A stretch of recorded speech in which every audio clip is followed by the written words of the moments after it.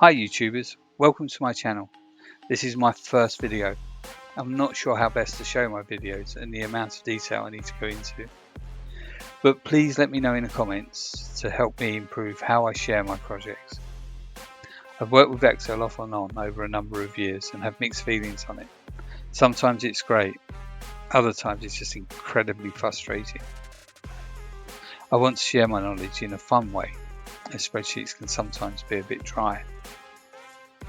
Making games in an environment that has not been designed for that purpose can be challenging and take a bit of imagination. These games are a vehicle for showing different coding techniques within Excel. There is generally more than one way to achieve your goal within Excel. Sometimes I might choose an approach as I wish to demonstrate a functionality such as arrays. This is more of a primer to your skill set. Nothing is absolute. Once you are familiar with the game, improve it, add functionality, change the graphics, make it yours. This project is aimed at those who have some knowledge of Excel and VBA. But you could just download the file and work through it to help you develop your Excel skills. For those of you that wish to work with the original file including code, use the download link in the comments. This is a free download to help you with the design of the game. I hope you enjoy the video and it helps in some way. Please keep watching to the end where I'll introduce the next project. Playing the Hangman game. This is an old game played between children with pen and paper. I thought it would be a good first project as everyone knows the rules and what to expect. The game screen is updated using a combination of Excel functionality backed up with VBA processing. Inputs and outputs are via spreadsheet cells. The graphics are inserted shapes. There is validation on the input cell for the user's guess. VBA functionality is initiated through buttons. The worksheet tabs are hidden along with the grid lines, headings and formula bar. The menu is minimized. The high score grid is an Excel defined table, updated via an input box and VBA. Let's walk through the game.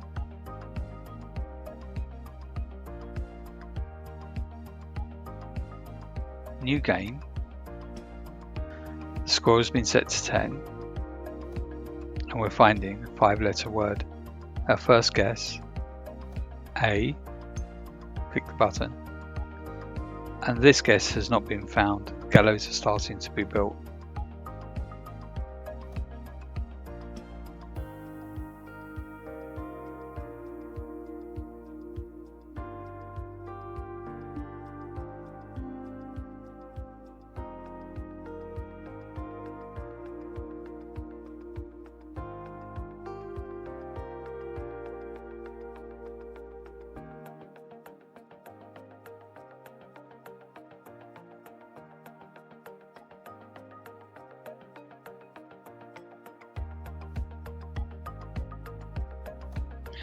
Woohoo! I've won. Congratulations, you scored 4 points. Not quite hung. The answer's down here in the bottom. And the missed guesses or incorrect guesses are here. Say okay to that. Oh no, unfortunately I've not made it to the high scores board. Let's play again.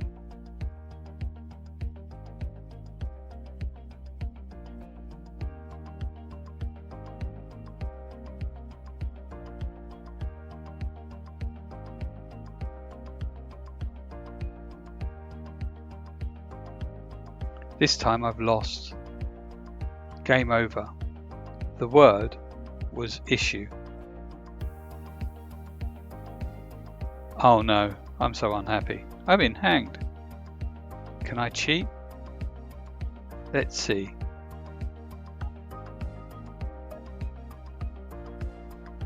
No. The game is over. I need to start a new game. Let's start a new game.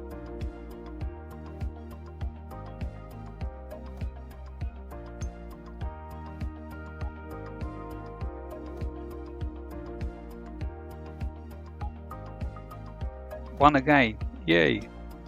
Congratulations, I scored 7 points. Okay. I've made it to the leaderboard.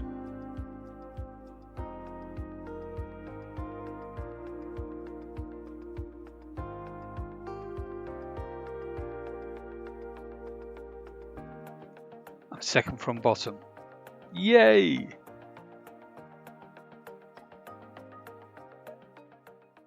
Let's take a look under the hood and see how this user interface has been created. First off, we're going to unhide the sheet tabs. File, Options, Advanced. Display options for this workbook.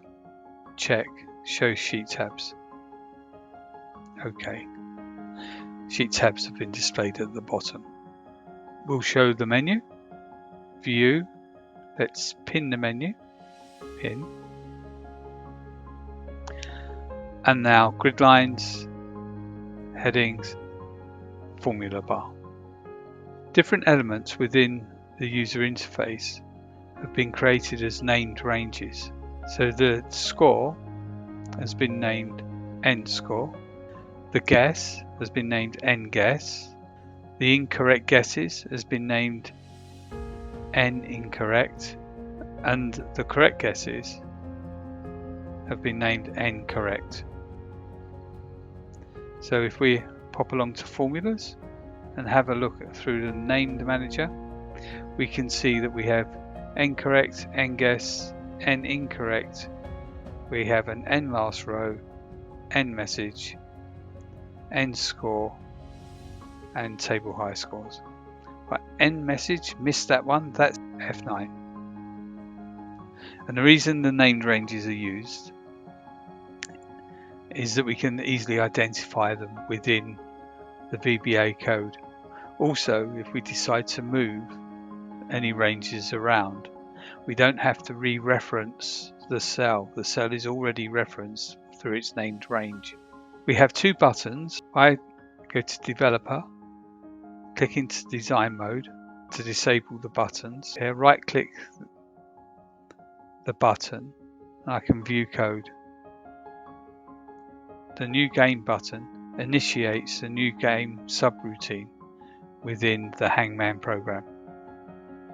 Same again, if we have a look at the Guest button and we view code, we can see that the Guest button initiates a subroutine also within the module Hangman. Uncheck Design Mode. Now, what I want to do is I want to show the Hangman graphic so you can see it in its entirety. I'll go to Macros and Show Man. I'm going to step into this so that you can see how it was created. So I'll click Edit. And we can see Show Man here. Anything in green preceded with an apostrophe is comments, and this is for us to understand what we've done. So when I'm sharing this with other people, they can read my code and they can read the comments I make about that code. So in this case, I've built this subroutine just while I developed the program, so I could show the whole graphics as and when I wanted to. Here we say for each S, an S defined as a variable in active sheet, so that's the sheet in which we call from, and we're going to look for all shapes. So for each shape on the sheet, we are going to make it visible. So we're going to say when we find a shape, that shape, its visibility will be defined as true. So we're making it visible. And the thing to remember is the shapes aren't just the things that we created for the Hangman, they're also buttons and other such items that we would insert. I'm going to run this by clicking the green arrow at the top, and we can see that our Hangman has been shown. Now the Hangman is made up of shapes. So if we go to Insert, Shapes, and I made it with lines, ovals, and I did it with a connector. That was it. Flowchart summing junction for the eyes here. They're the elements that made up the shape. As I created a shape, I gave it a name. So here, SHP stands for shape. Hang is just a name that I wanted to give it. And 1 is the element number. If I click on another shape, I can see that it says the same again, SHP hang 2. And these are all defined by me. When we create a shape, we type in here what the name is we want the shape to be, and then we can refer to that shape by that name. We have SHP hang 3, 4. Now here we have an overlay. If I just move this out the way, we can see that we have a blank head, or a shape representing the head, which is shape 5. We can go along to 6, 7, 8, 9 and 10. So that 1 to 10 is the basic Hangman, and we can see that the score is 10. We start off with 10 and we work downwards. When we lose, we show the sad head, but we don't show it until we lose. If I undo, our shape is back again, and that in effect is how we show the Hangman in its different elements. Later on we'll go through how we actually do that. So that's the Hangman interface. The next interface is the high scores.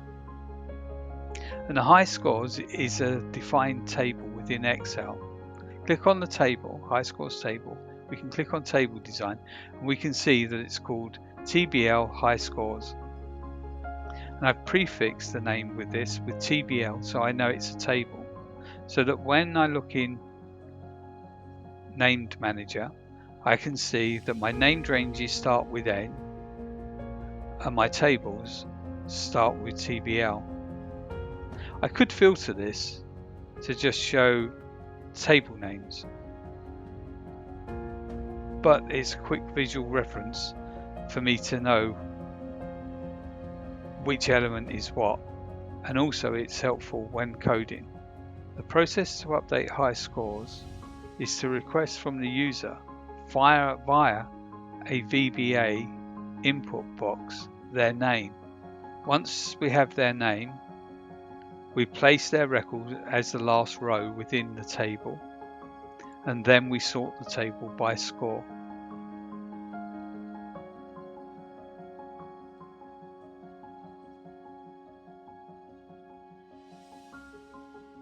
Creating the word list. This was a download.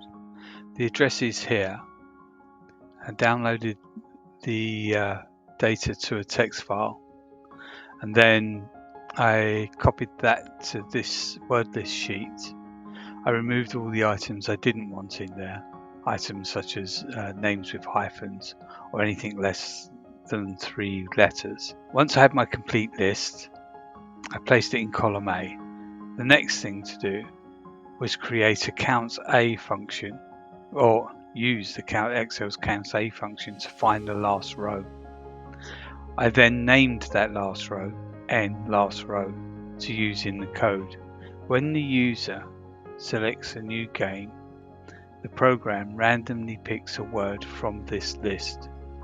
The boundaries for the random function will be row 2 to the last row of this list, and the last row would change depending on what words you put on this list.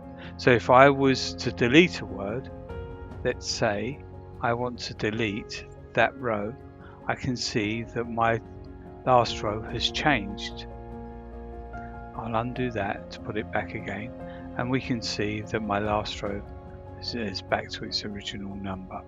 This is where we select a new word for the game.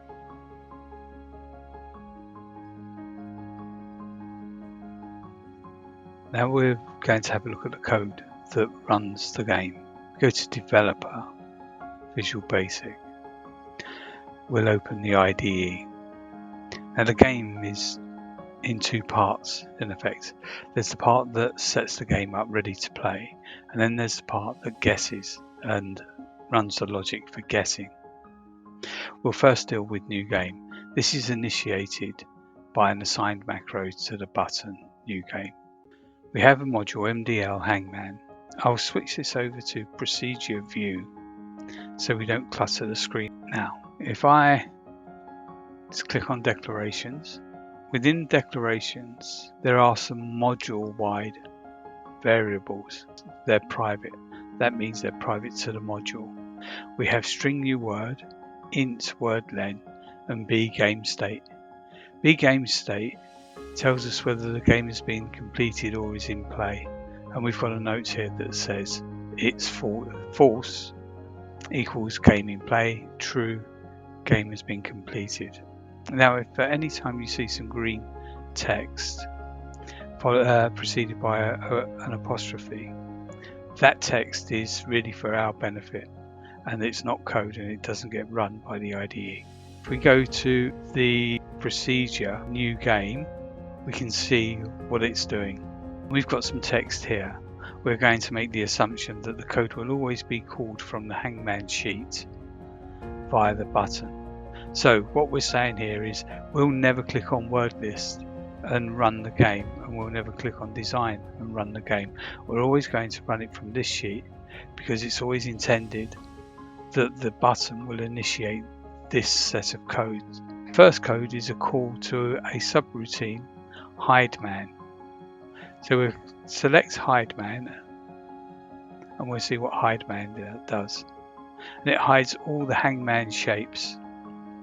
And we can see for each S in active sheet dot shapes, and then we do some code. Notice here that we've got some code here that says debug.print s name. Now, one of the things I do when I'm developing a piece of code is I might want to know the output at any one time. So what I'll do is I'll use this piece of code, and that will output to the immediate window down here. If I lift up the immediate window a bit, so that would output to here. Here we've got a declared variable s as variant. Now we need s to be a variant because it's dealing with the collection of shapes. So s needs to be a variant to deal with the collection of shapes. Now we have an if statement here, and we say if s name, so that's each s in that collection, its name, and we're using the left function for its first three characters, and we test that against shp. And if you remember from the game setup, we labeled all our items for the Hangman shp hang and then gave it a number. So what this does, it looks for all the shapes that begin with shp and then it makes them visible. If it comes across a shape that is not shp, it will ignore them, and that's what this sub does. And what we can do is we can step through this sub, we can watch each line of code run, and if we press F8 on our keyboard each time, that runs the code. So F8 hide man, that's selected. Now we're going to step into the for each s in active shapes loop. We're going to run the debug, and the first shape that we found is shp hang 6. We're going to make that invisible, and we can see that that's disappeared on our Hangman screen. Again, the next iteration, and this one is command button 3, and that fouls the if statement, so nothing happens. Now the next shape, that's command button 4, and we'll skip that, it's not what we're after. The next iteration is shp hang 2, and that gets trapped by the if statement, and we make that false, and we can see that disappear on the screen.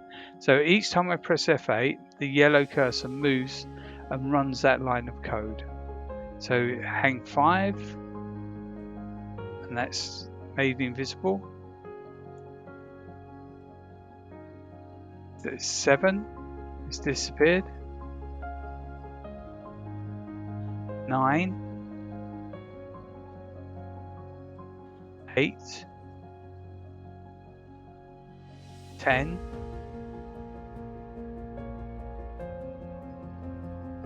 1, 4, 3, and 11 finally. And that's our Hangman run. So Hangman does exactly what the subroutine says it wants to do. It hides the man, and we can see on the screen that our Hangman is no longer there. I'll now click back. I'll now reset the debug, and I'll put an apostrophe in front of it. So at any time now that code will not run anymore because it's known as text. So that's how I tend to use debug print. I use it as an aid to help me build the game and know what's doing what at any one time. So I'll select all those and I'll delete those. We'll go back to our new game, and the next call is load word. So let's find load word, and load word is here. Now this, we set up a new word and reset the game. It sets up the global variables. And remember earlier, the global variable string new word, that's global variable, and int word len. Now this piece of code is a with block. So what we have here is we have an introduction to it. So we're going to say that with this piece of code here, in our case active sheet, we're using a shortcut. Instead of writing active sheet in front of each line of code along here, we're saying, well, we only need to write it once at the top, and then we can use the dot notation for every time we want to use active sheet. If we were to type range without the dot in front of it, we would be dealing with the range with whatever sheet is active at this moment in time. It just so happens that we're using active sheet, so active sheet is the active sheet. But we could use worksheet word list in here, and then we would be dealing with worksheet word list. And then if we had a dot range without the dot, then that would behave on the active sheet, which is Hangman, and not the word list sheet. So here within this with block range, we're changing the value of some of our named ranges. So end message, we're saying find the and int word len and letter word. So we're using the global variable int word len, and we can see from our screen, we can see the text that we're putting in there. So we can see to the, find the, and then letter word, and this int word len represents a number, and we can see here find the 8-letter word. This is how we make this label interactive with the program. The next thing we do with the incorrect named range, which is here, we insert our spaces and hyphens to represent the characters in the new word to find. We reset the score to 10, we clear the incorrect guesses, and we clear the guess a letter box. These variables, they have been populated by these two sets of codes up here. So string new word, ftn get new word. Now I know that generally if I write a function, I put ftn at the front of it so that I know when I look at that word it's a function. So let's have a quick look at that function. And a function, to let you know, will return a value.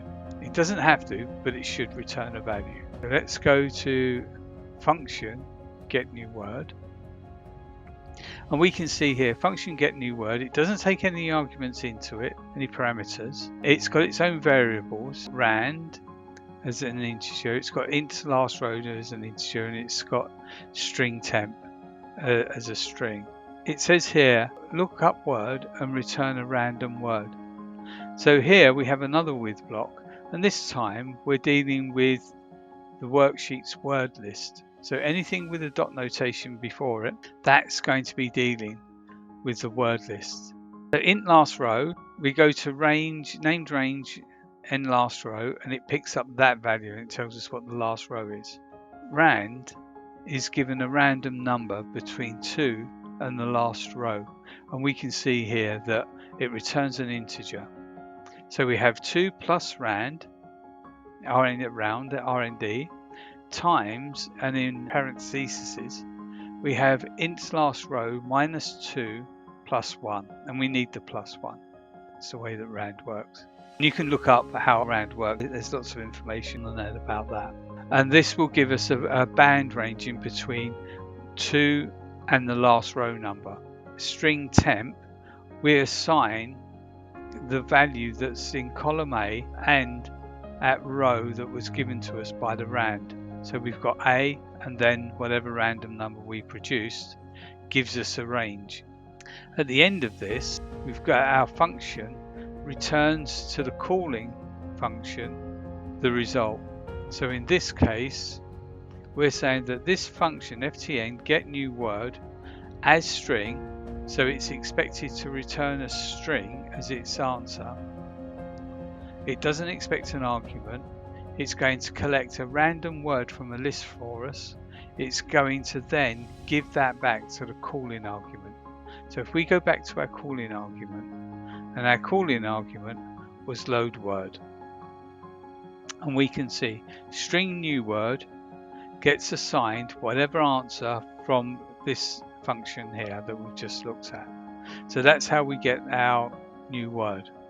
Now int word len, that just counts the length of the new word that was found. So whatever's assigned to string new word from that function, we then count its length. And we need to do that because we want to tell the user how many letters the word is that they're looking for. Finally, we set the game state to false. And as we remember, false means the game is in progress, it's in play. We'll now go back to our calling procedure, and our calling procedure was new game, and we can see that that is all that new game does. It hides the hangman, it finds a word within the list, it resets the interface for the user to start playing a new game. Now we're going to have a look at the coding for the guess button. We go to sheet 1. We can see our private sub command button for click. We're calling the procedure guess. We now go to our module MDL Hangman. We look for our guess, and we can see guess here. I'll select to procedure view so that the screen isn't too cluttered.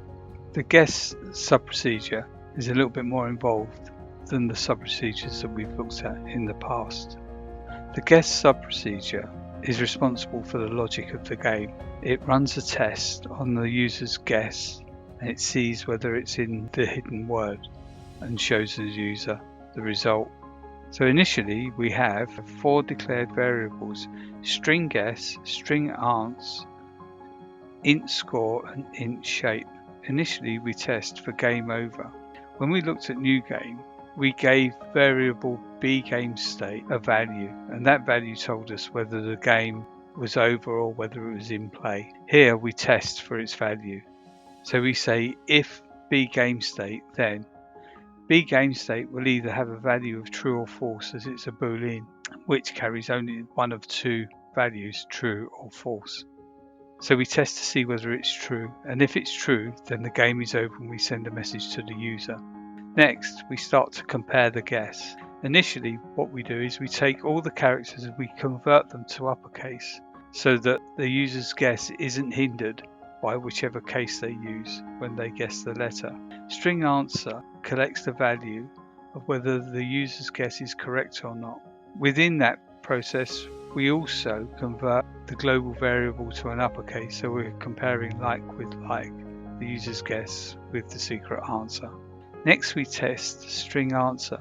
If string answer is 0, then the user's guess is incorrect. We reduce the score by 1, we calculate the shape, we show the new score to the user, and we show the next item on the Hangman graphic. And as you remember, when we were creating the Hangman graphic, We gave each shape a name, SHP hang, and then a number. The int shape that we calculated here gives us the number of the shape we need to make visible and show the user. Next, and finally, for an incorrect guess, we show the incorrect guess to the user. We add the user's incorrect guess to the existing list of incorrect guesses. Now, if the user has guessed correctly, we need to find where that correct guess is in the secret word and how many times it appears in that secret word. And if we look at this line of code, we can see that range incorrect gets its value from a function called ftn_answer. ftn_answer is given for its arguments string guess, which is the user's guess, and range n correct, and that's the range here on the user interface for answer. Let's take a look at the function ftn_answer, and as said earlier, this function takes a string guess as a string and string answer as a string. It has its own variables which have been declared, I as an integer and a as an integer. We've dimensioned an empty array. The first thing we need to do is load the array with the current answer, and this later gets updated with the guess. We redimension the empty array with int word len, which is the global variable. We use a, which we declared earlier, to collect the value of 1 to however many in this for loop as we iterate through it. We define the for loop as 1 to ubound array, and ubound is the last element in our array. So the first time we go through this, our array is array 1. A will represent the first time through it. And here what we do is we take the first letter in our string answer and we apply it to the array element 1. And here we have debug print, which will print out to the immediate window whatever that element of the array contains. The next time through the for loop, A will represent 2, and we'll go through the process of collecting the second character in our string answer that we pass to the function. And this will continue until we come to the end of the word. The next section, update the array answer with the guessed word. Check each character to ensure duplicate letters are captured. So once again, we're using a for loop to loop through the answer and insert the guess where it appears. So this time we're using I as our iterator. So 1 to int word len, however long our secret word is. So if string guess equals mid uppercase string word, and then we tell it which position and for how many characters, and in this case cut 1. We only want to test 1 character at a time. So if our string guess is within our secret word, then we're going to apply it to an array element I. Once again, we're also printing this out to the immediate window. So this for loop, what it's doing, it's taking the guess that the user has given us, it's stepping through each letter of the secret word, and when the guess matches up with a letter in the secret word, it's adding that value to the array. Once we filled the answer array up with all the correct answers that it has so far, then we convert the array to a string. We seed the variable string answer to an empty value. Then we use for loop using A as the iterator, and we're going from 1 to the upper value of our array, so the last record of our array. And then we're going to complete answer with each element within that array. The code that does this is answer will equal whatever answer was previously and the array element. And again, we run the debug print to see what the answer will be, so we can test whether we've got it right. And we do that until we've completed the answer. So the answer could be space hyphen letter letter letter space hyphen letter letter. Any variation of that. Finally, we assign the answer to the function, and the function then returns that answer to the calling statement. Let's go back to the calling statement, and that was guess. Now we've just had a look at range incorrect FTN answer, and we know how FTN answer produces that answer and gives it back to range, and range shows it to the user here in the answer area. The next thing we do is reset the user's guess, and we set that to an empty string. The next thing we wish to do is test the state of play, whether we're continuing the game, we've won the game, or we've lost the game. And here we have a select case, and the select case is using a function, and that function is ftn test endgame. It's given arguments range end score, range end correct, and string new word. Let's have a look at that function, ftn test endgame. I need to expand this window a little bit more so that we can see it. ftn test endgame has int score as an integer, string answer as a string, or str answer as a string, str new word as a string, and its return value is going to be an integer.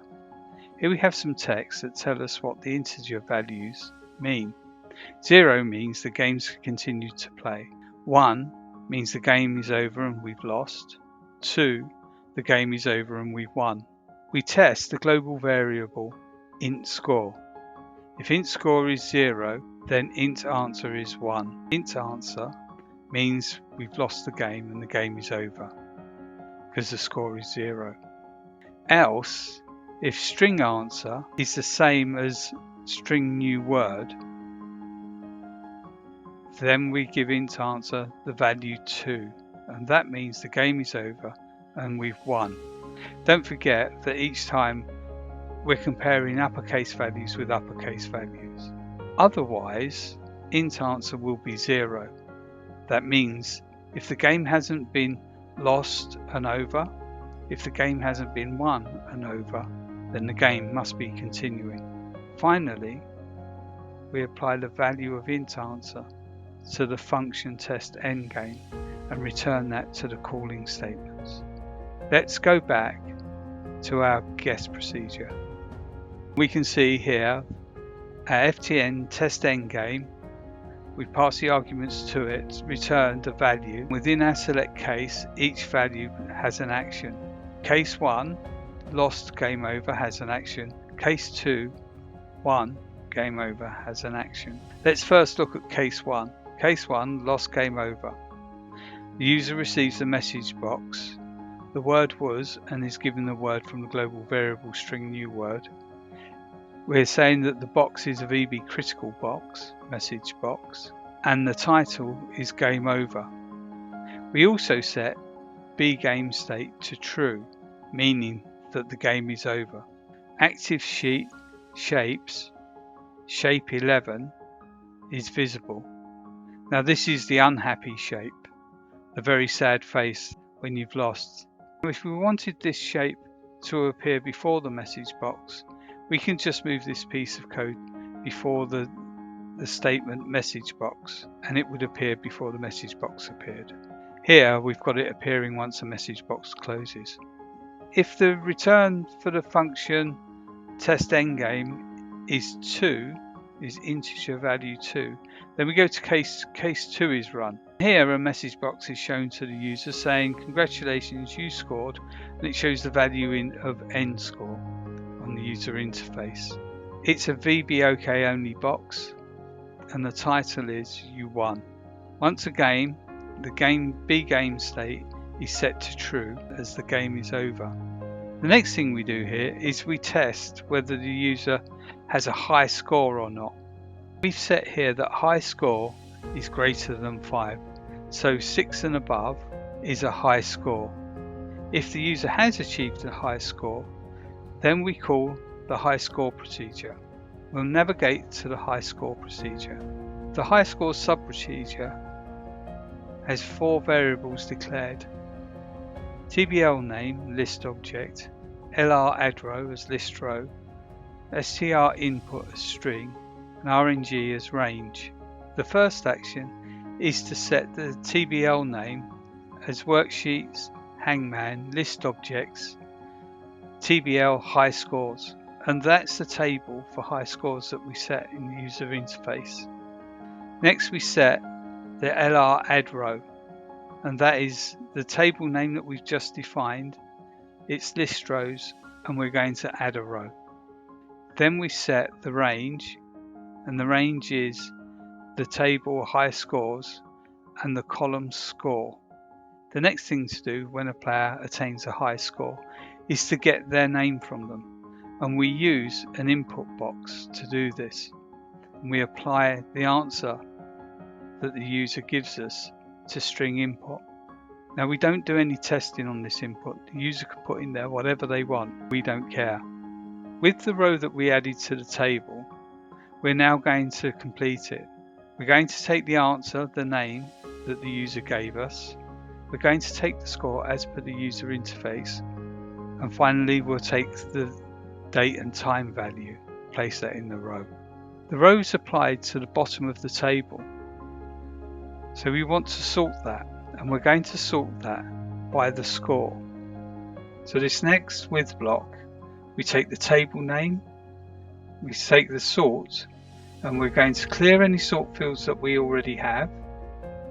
We're going to sort the field on range as we set above, and the range is table high scores score column score, and we're going to order Excel descending. We do have headers within this table, and we're going to apply the sort function. Finally, we clear the objects that we've created to release the memory.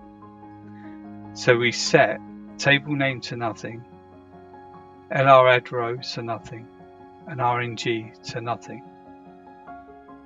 And that completes this subroutine. Now we'll go back to our calling procedure, guess. And we can see that after our select statement, case 2, we come to end select, and then we end the sub. And that's the game. There is no further coding behind it. Well, that's the explanation of the Hangman game. It gives you an introduction and an idea about how this sort of game is built. There may be things in there that you don't understand, so I would highly recommend that you have a look around the internet, explore topics that you've come across that haven't been explained adequately enough. This is more sort of how did I build this and how did I put it together, rather than an in-depth tutorial. As I said at the introduction, I'd give you an idea of what's next, and the next game is an events game where it's called Catch the Space Invader, and we use the mouse click event to click on an icon which randomly appears on the screen. So keep your eyes open for the next game that's coming along. And what I'll try and do is post the game every so often with a new type of coding topic. And as I go along, the games should get a little bit more complicated. Thanks for staying to the end, and hopefully I'll see you next time.